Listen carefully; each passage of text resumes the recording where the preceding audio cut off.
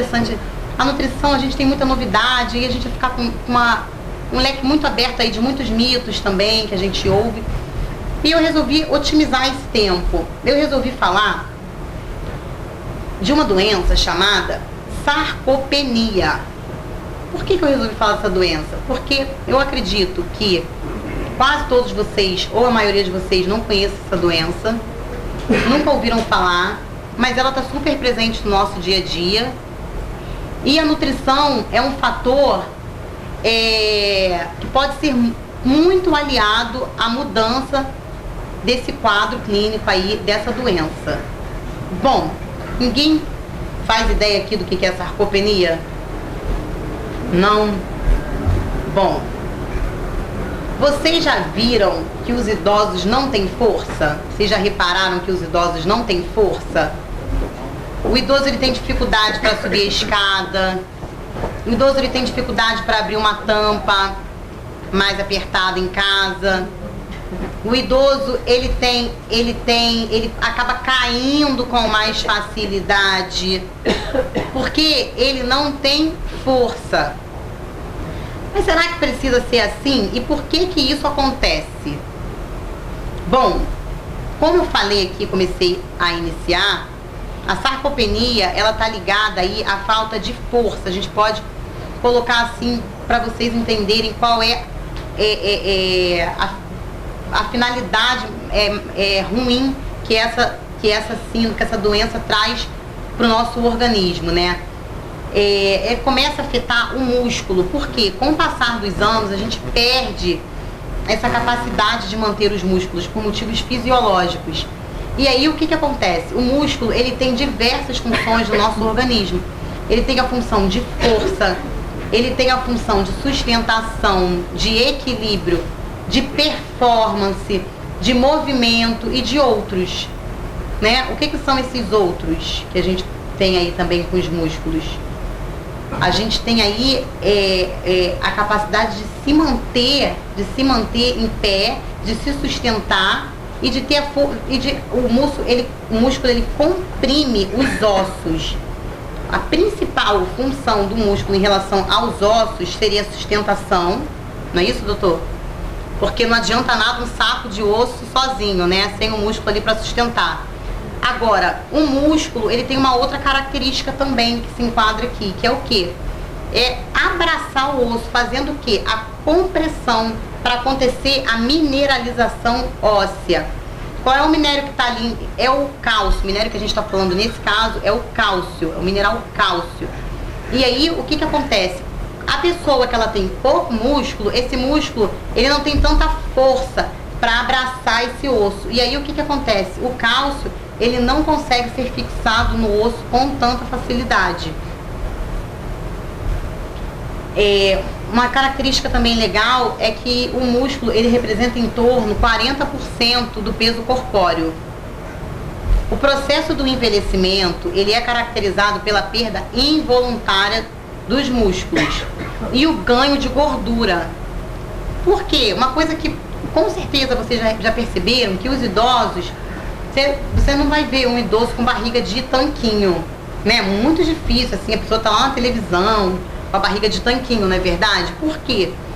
Porque a gente, conforme passar da idade, a gente tem essa característica de perder a capacidade de manter a massa muscular, e é como se fosse uma gangorra. A massa muscular e a gordura, elas estão ali lado a lado. Quanto mais massa muscular você tem, menos gordura você tem. E quanto mais gordura você tem, menos massa muscular você tem. Então, isso também é bem interessante. Por isso que é indicado também o exercício físico, por isso também que o exercício físico emagrece, não só por isso.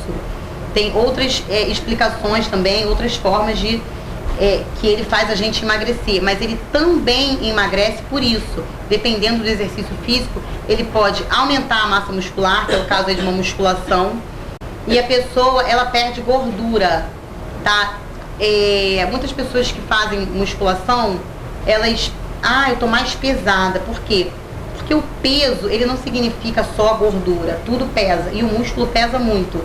Então, às vezes a pessoa, aquelas pessoas bem fortes, aqueles homens bem fortes, né, de competição, aí o Arnold Schwarzenegger, ele pode pesar muito, mas ele tem muito músculo.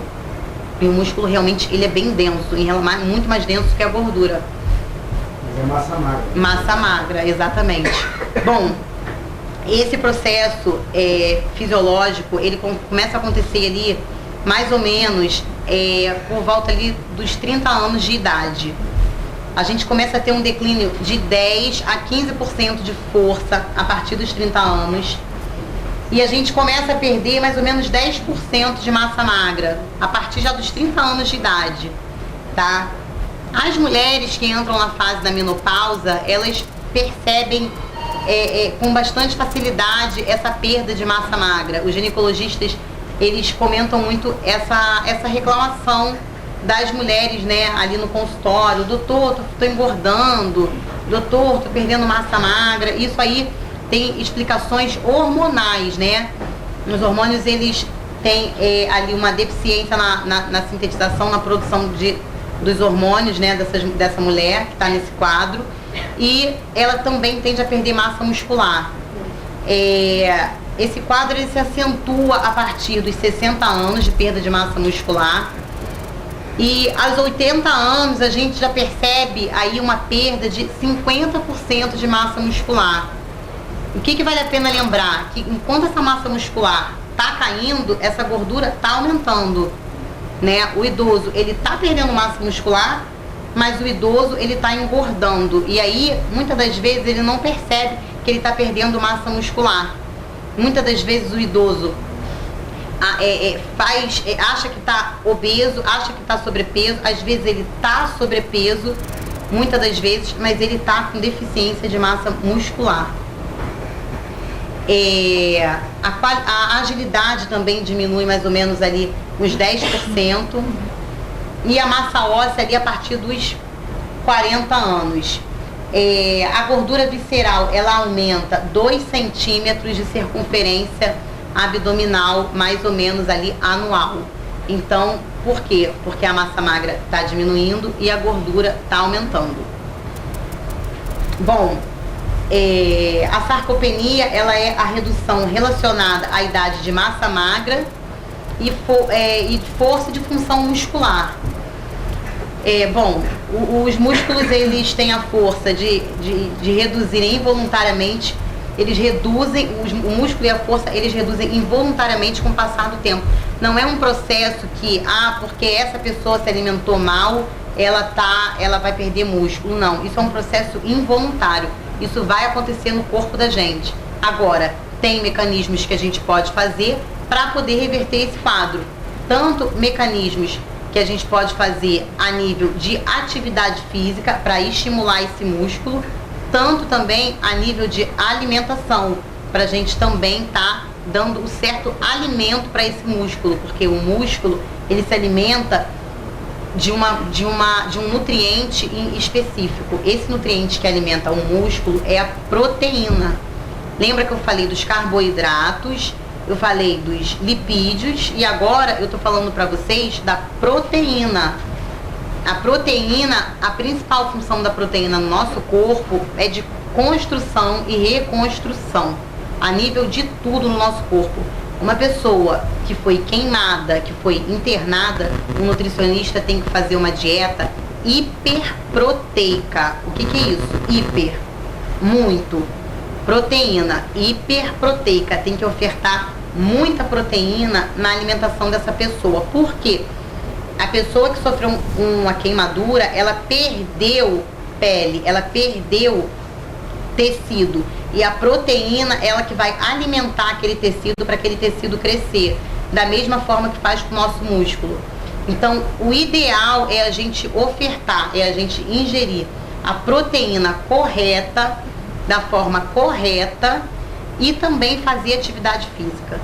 Se o idoso conseguir aliar a atividade física com a dieta, esse idoso, com certeza, ele vai aumentar a qualidade de vida dele e estender também a vida dele aí por alguns longos anos.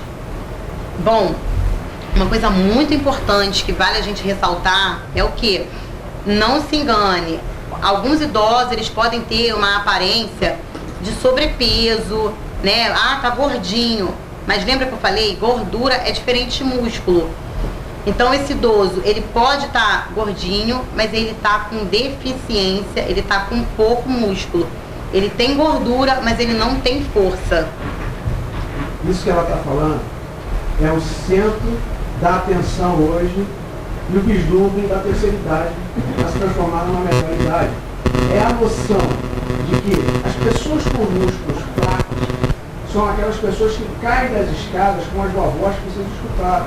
Porque ela não tem músculo, ela tenta, o músculo fraqueja, com isso ela não tem estímulo e reflexo, e aí ela desabava, caía das escadas, etc, etc. Aí vinha aquelas fraturas, iam para hospitais, e criava-se aquela demanda de cirurgias, e a pessoa se não operasse no tempo hábil, faleceria, etc, etc. Você vê que o governo, em função disso, criou os programas de exercícios nas praças. Ah, o governo é bonzinho? Não, o governo percebeu que o exercício na praça, junto com tudo isso que a nutricionista falou, ela faz com que a pessoa, ficando mais rígida, ela não cai, ela está forte. E ela melhora o grau de movimento, ela melhora o músculo, e faz com que o músculo forte leve mais sangue para dentro do osso. E através do fortalecimento desse osso, o osso ficando forte não quebra fácil.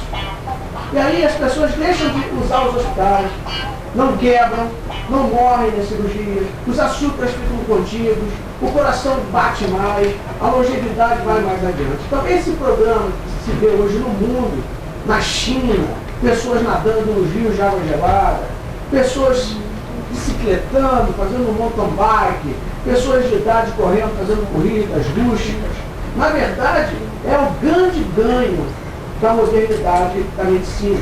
Mostrar que nem tudo é doutor, nem tudo é remédio.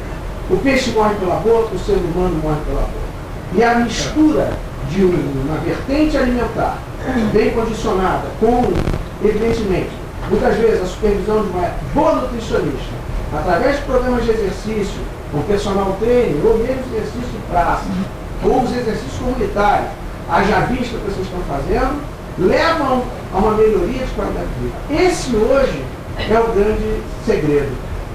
Ter os remédios apoiadores, mas entender que ficar dentro de casa deprime, que o exercício físico te deixa disposto, e de noite você fazendo exercício físico tem um sono mais reparador, se foge dos lexotanes, de Empax, tantos remédios que se usavam antigamente, toneladas, e você usava um, depois não mudava, era dois, e assim hoje as pessoas cansadinhas têm um sono mais fisiológico. Ter a visão